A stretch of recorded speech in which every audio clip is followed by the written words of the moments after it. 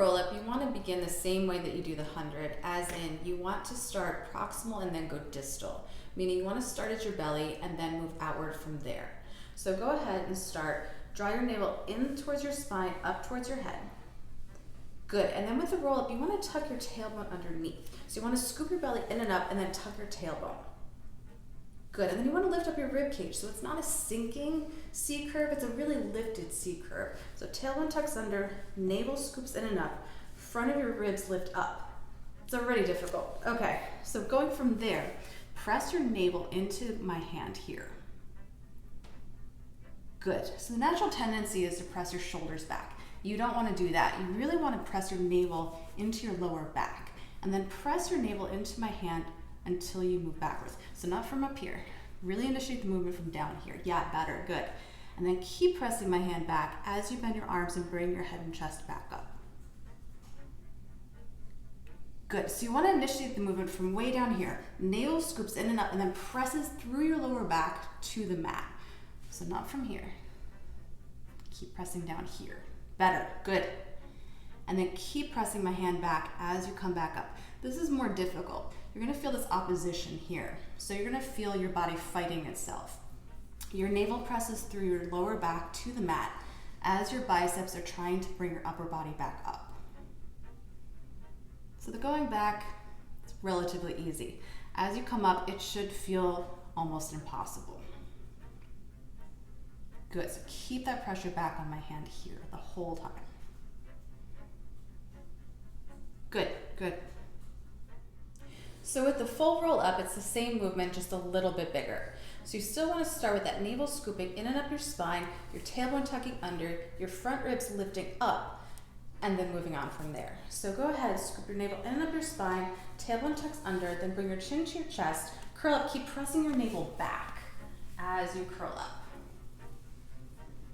Good. Now when you're in this forward fold position, the tendency is to sink forward. Don't do that. Keep tucking your tailbone under, belly lifting in and up, front ribs lifting up. Feel like someone's behind you, lifting your waist out of your hips. So it's a very lifted, it's an up and over feeling. Try not to sink and collapse in this position, really lift up and over. And then as you go back, initiate with your navel. So not from your shoulders. Really press your navel through your lower back to lower back. Good. Good.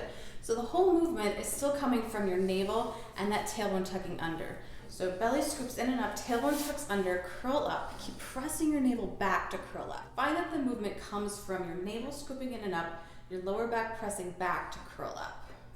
So navel scoops in and up, tailbone tucks under, press back to curl up. Good. Good. And then press my hand back to lower back. Good.